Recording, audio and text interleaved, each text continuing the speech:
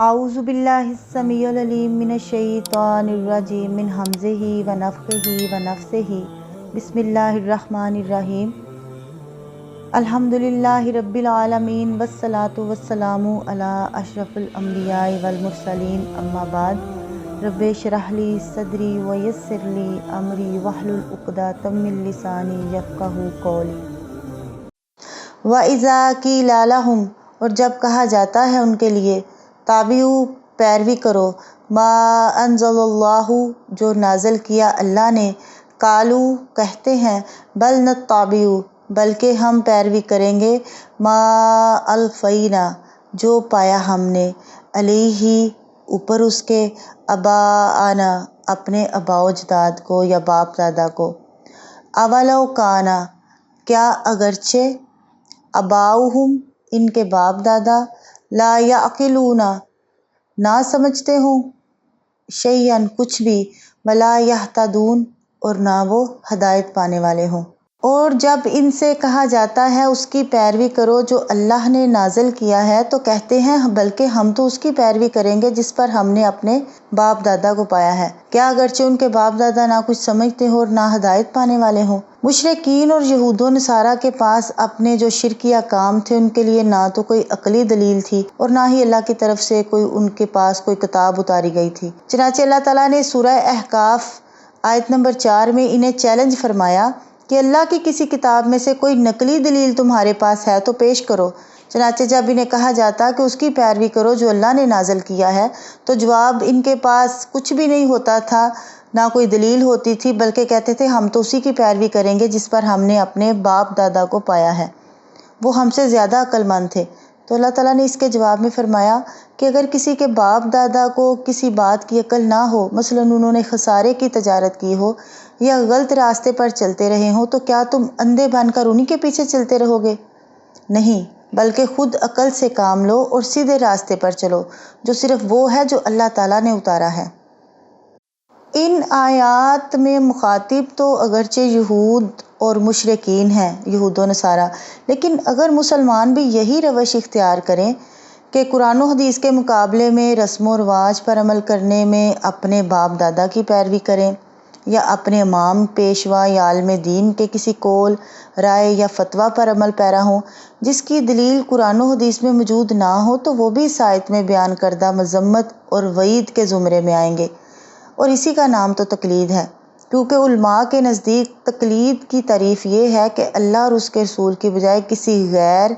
امام پیشوا یا عالم دین کا قول دلیل کے بغیر لے لینا تقلید ہے۔ ایسی باتوں پر عمل کرنا حرام ہے، خواہ ایسا عمل مشرکین اور یہود و نصارہ کریں یا کہ مسلمان کریں، لیکن اگر کسی امام پیشوا یا عالم کی رائے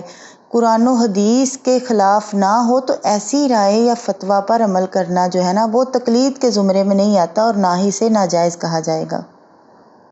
وَمَثَلُ الَّذِی اور مثال ان لوگوں کی کفروا جنہوں نے کفر کیا، کَمَثَلِ الَّذِی مانند مثال اس شخص کی ہے یَنعِقُ جو پکارتا ہے،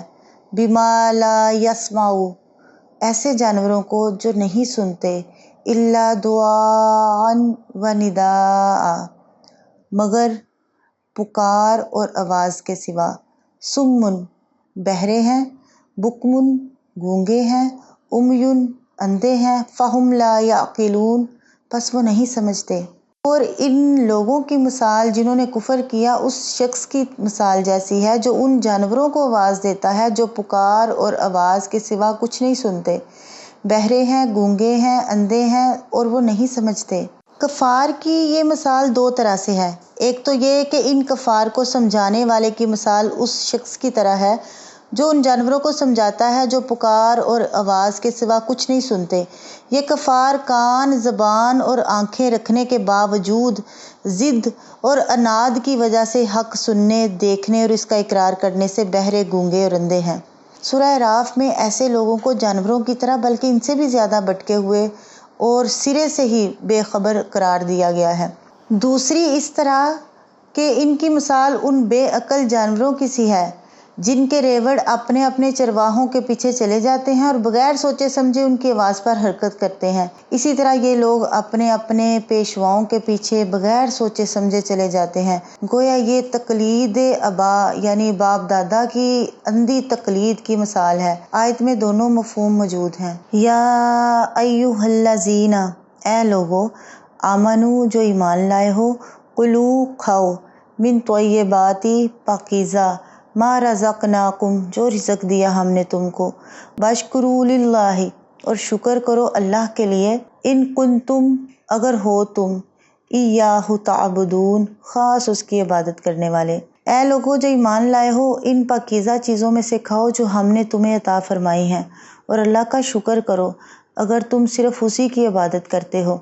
اس سے پہلے سب لوگوں کو حلال اور طیب چیزیں کھانے کا حکم دیا تھا۔ اس آیت میں اللہ تعالیٰ نے خاص طور پر اہل ایمان کو حلال اور پاکیزہ روزی کھانے اور کمانے کا حکم دیا ہے، کیونکہ اس کے بغیر کوئی دعا اور عبادت قبول نہیں ہوتی۔ رسول اللہ صلی اللہ علیہ وسلم نے فرمایا، اے لوگو، بے شک اللہ پاک ہے اور طیب کے سوا یا پاک کے سوا کچھ قبول نہیں فرماتا۔ اس نے ایمان والوں کو اسی چیز کا حکم دیا جس کا اس نے اپنے رسولوں کو حکم دیا۔ چنانچہ فرمایا سورۃ المؤمنون میں کہ اے رسولو، پاکیزہ چیزوں میں سے کھاؤ اور نیک عمل کرو، یقیناً میں اسے جو تم کرتے ہو خوب جاننے والا ہوں۔ اور سورۃ بقرہ میں فرمایا، اے لوگو جو ایمان لائے ہو، کھاؤ پاکیزہ جو رزق دیا ہم نے تم کو۔ پھر آپ صلی اللہ علیہ وسلم نے ایک ایسے شخص کا ذکر فرمایا جو لمبا سفر کرتا ہے، بکھرے بالوں والا ہے، گرد و غبار سے اٹا ہوا ہے، آسمان کی طرف ہاتھ پھیلا کر کہتا ہے، اے میرے رب، اے میرے رب، اور صورتحال یہ ہے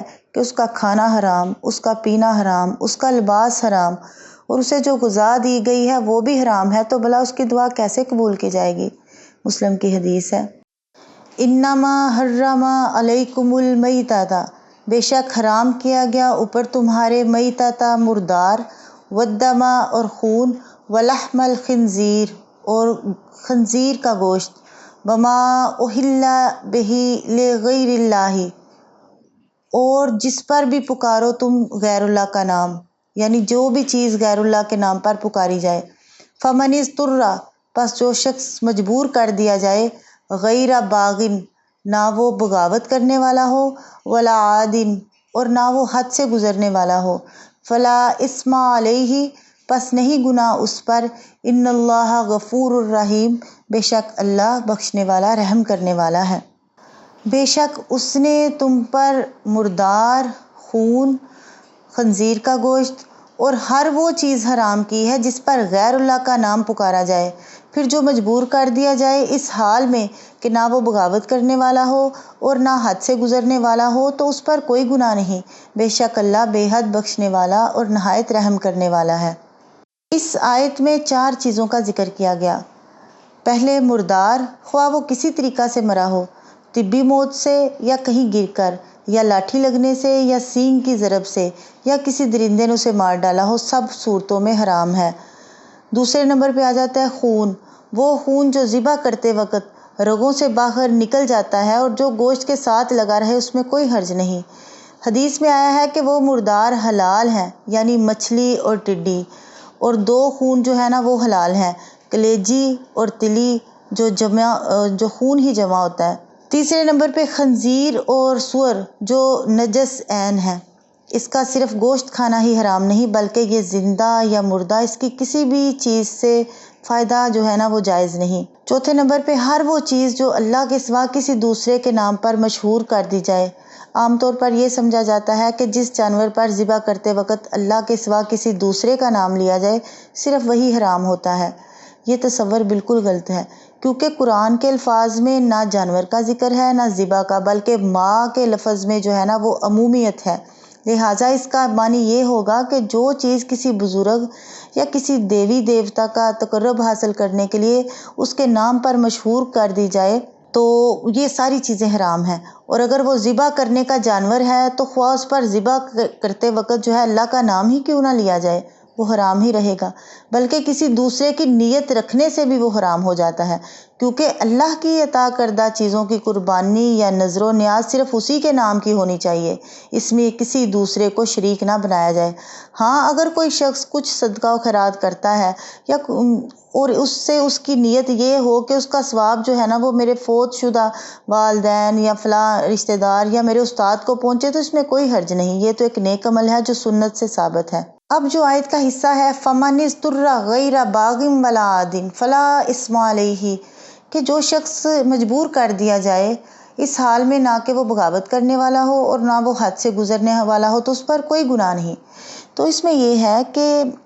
اس آیت میں حرام چیزوں کو استعمال کرنے کے لیے اللہ تعالیٰ نے 3 شرطیں بیان فرمائی۔ پہلی یہ کہ اسے بھوک یا بیماری کی وجہ سے جان جانے کا خطرہ ہو اور اس حرام چیز کا کوئی بدل موجود نہ ہو۔ دوسری، وہ اللہ کا باغی یا قانون توڑنے والا نہ ہو، یعنی جو چیز کھا رہا ہے اسے حرام ہی سمجھ کر کھائے، حلال نہ سمجھے۔ اور تیسرا، اتنا ہی کھائے جس سے اس کی جان بچ سکے اور اس کے بعد اس کا بدل میسر آ سکے۔ پھر اگر وہ غلط اندازے سے کچھ زیادہ بھی کھا لے گا تو اللہ تعالیٰ معاف کر دے گا، اور یہ غلطی جان کے ضائع ہونے سے کے متعلق بھی ہو سکتی ہے اور خوراک کی مقدار کے متعلق بھی۔ ان الذین، بے شک جو لوگ یکتمون چھپاتے ہیں ما انزل اللہ، جو نازل کیا اللہ نے من الکتابی کتاب سے، ویشترون بہ ثمنا قلیلا، اور حاصل کر لیتے ہیں قیمت تھوڑی، اولئک، یہی لوگ، ما یاکلون، نہیں کھاتے، فی بطونہم، اپنے پیٹوں میں، الا النار، مگر آگ کو، ولا یکلمہم اللہ، اور نہیں کلام کرے گا ان سے اللہ، یوم القیامہ، قیامت کے دن، ولا یزکیہم، اور نہ پاک کرے گا ان کو، ولہم عذاب علیم، اور ان کے لیے دردناک عذاب ہے۔ بے شک جو لوگ چھپاتے ہیں جو اللہ نے کتاب میں سے اتارا ہے اور اس کے بدلے تھوڑی قیمت حاصل کرتے ہیں، یہ لوگ اپنے پیٹوں میں آگ کے سوا کچھ نہیں کھا رہے، اور نہ اللہ ان سے قیامت کے دن بات کرے گا اور نہ انہیں پاک کرے گا، اور ان کے لیے دردناک عذاب ہے۔ یہ آیات جو ہیں علماء یہود کے حق میں نازل ہوئی ہیں، جو دنیا کے مال و دولت کے حصول کی خاطر تورات میں جہاں پہ نبی صلی اللہ علیہ وسلم کے اوصاف کو ذکر کیا گیا اس کو چھپا رہے تھے، مگر اس میں ہر وہ شخص شامل ہے جو دنیا کے مفاد کی خاطر دین کو فروخت کرے۔ ثمناً قلیلا، اس کا معنی یہ نہیں ہے کہ زیادہ قیمت وہ لے سکتا ہے اور تھوڑی نہیں، بلکہ ساری دنیا بھی مل جائے تو آخرت کے مقابلے میں تھوڑی ہے، کیونکہ اللہ تعالیٰ نے فرمایا سورۃ نساء میں، کل متاع الدنیا قلیل، کہہ دیجئے دنیا کا سامان بہت تھوڑا ہے۔ اور اس مال کی خاطر جو وہ حق بات کو چھپا رہے ہیں تو اس کا انجام کیا ہے، کیونکہ وہ تو جو ہے اپنے پیٹوں میں آگ ہی داخل کر رہے ہیں، تو جو دوزخ کی ظاہری آگ کے علاوہ ان کے اندر بھی آگ لگا دے گا۔ یہاں کلام نہ کرنے سے مراد اللہ تعالیٰ کی انتہائی ناراضگی ہے۔ فقہا کہتے ہیں کہ جن کاموں سے متعلق یہ ذکر کیا گیا ہو کہ اللہ ان سے کلام نہیں کرے گا یا ان کی طرف دیکھے گا بھی نہیں تو انہیں پاک بھی نہیں کرے گا، تو ایسے جو سب کام ہیں یہ کبیرہ گناہ ہوتے ہیں، اور مسلمانوں کی تو ایک بہت زیادہ تعداد ایسی ہوگی جنہیں اللہ دوزخ میں داخل کرے گا تاکہ وہ گناہوں سے پاک صاف ہو جائیں، لیکن کچھ گناہ ایسے بھی ہیں کہ دوزخ کی آگ سے پاک صاف نہیں ہوں گے، جیسے کہ شرک، یا جن کے متعلق جو ہے خلود فی النار، یعنی کہ وہ آگ میں ہمیشہ رہنے کے الفاظ آئے ہیں۔ تو رہی یہ بات کہ اللہ تعالیٰ ہر ایک سے حساب کتاب لیتے وقت تو کلام کرے گا ہی، تو اس کا جواب یہ ہے کہ ایسے لوگوں سے اللہ تعالیٰ کا حساب لینا بھی اس صورت میں ہوگا کہ جس طرح ڈانٹ ڈپٹ ہوگا یا فرشتوں کے ذریعے سے ان سے حساب لیا جائے گا۔ اولئک الذین، یہی وہ لوگ ہیں، نشتروا الضلالۃ، جنہوں نے حاصل کر لیا گمراہی کو یا خرید لیا گمراہی کو، بالہدیٰ، ہدایت کے بدلے میں، والعذاب، اور عذاب کو، بالمغفرہ، بخشش کے بدلے میں، فما اصبرہم، تو کیسا ہے صبر ان کا، علی النار، اوپر آگ کے۔ یہی وہ لوگ ہیں جنہوں نے گمراہی کو ہدایت کے بدلے اور عذاب کو بخشش کے بدلے خریدا، سو آگ پر وہ کس قدر صبر کرنے والے ہیں۔ اس میں یہود و نصارہ کا حق چھپانا، اس کے بدلے تھوڑی قیمت لینا، اس پر آگ کا عذاب، اللہ تعالیٰ کا ان سے کلام نہ کرنا، انہیں پاک نہ کرنا، اور یہود جو ہے نا ان کا آگ پر ان کا جرأت اور صبر، تمام چیزیں اس میں شامل ہیں۔ یعنی اللہ تعالیٰ کی آیات کو چھپا کر لوگوں کو گمراہ کرنے والے اور غلط طویلات کے ذریعے لوگوں سے نذرانے وصول کرنے والے علماء اور پیشوا حضرات جنہیں خوب پتہ ہے کہ ان کی کرتوتوں کی سزا کس قدر سخت ہے، اس کے باوجود وہ ان حرکتوں سے باز نہیں آتے اور ان کی یہ جسارت بڑی حیران کن ہے۔ یعنی اللہ تعالیٰ حیرت سے کہہ رہے ہیں فما اصبرہم علی النار، کہ کیسا ہے صبر ان کا اوپر آگ کے۔ ذالک بان اللہ، اور یہ اس لیے کہ بے شک اللہ نے نزل الکتاب، نازل کی کتاب، بالحق کی حق کے ساتھ، وَإِنَّ الَّذِينَ، اور بے شک جو لوگ نختلفوا اختلاف کرتے ہیں، فی الکتاب کتاب میں، لفی شقاق بعید، اور بے شک وہ بہت دور کی مخالفت میں ہیں۔ یہ اس لیے کہ بے شک اللہ نے یہ کتاب حق کے ساتھ اتاری ہے، اور جن لوگوں نے اس کتاب میں اختلاف کیا ہے یقیناً وہ بہت دور کی مخالفت میں پڑے ہیں۔ اس آیت میں کتاب سے تورات اور قرآن دونوں مراد ہو سکتے ہیں۔ اگر تورات مراد ہو تو مطلب یہ ہے کہ اللہ تعالیٰ نے تورات حق کے ساتھ نازل کی تھی، مگر جن لوگوں نے اس کتاب میں اختلاف کیا، یعنی اس میں رد و بدل کی یا اس کے بعض کو مانا اور بعض کو نہ مانا، وہ حق سے بہت دور کی مخالفت میں جا پڑے۔ اگر قرآن مراد ہے تو مطلب یہ ہے کہ اللہ تعالیٰ نے یہ کتاب یعنی قرآن حق کے ساتھ نازل کیا، مگر جن لوگوں نے اس کے بارے میں اختلاف کیا، کسی نے کہا یہ وہ نہیں جس کی تورات میں پیشین گوئی ہے، کسی نے کہا یہ صرف امی یعنی ان پڑھ عرب لوگوں کے لیے ہے، جیسا کہ ابن سیاد نے نبی صلی اللہ علیہ وسلم سے کہا تھا، بخاری کی حدیث ہے۔ تو یہ سب لوگ بہت دور کی مخالفت میں پڑے ہوئے ہیں، ان کا قرآن کو نہ ماننا صرف اس مخالفت کی وجہ سے ہے۔ یعنی جو لوگ اختلاف کرتے ہیں اور مختلف فرقوں میں بٹ جاتے ہیں تو اس کی وجہ یہ نہیں ہوتی کہ حق ان پر مشتبہ ہو جاتا ہے، بلکہ اس کی اصل وجہ ان کی آپس کی ضد ہوتی ہے جس میں وہ دور تک چلے جاتے ہیں۔ آخر دعوانا ان الحمد للہ رب العالمین۔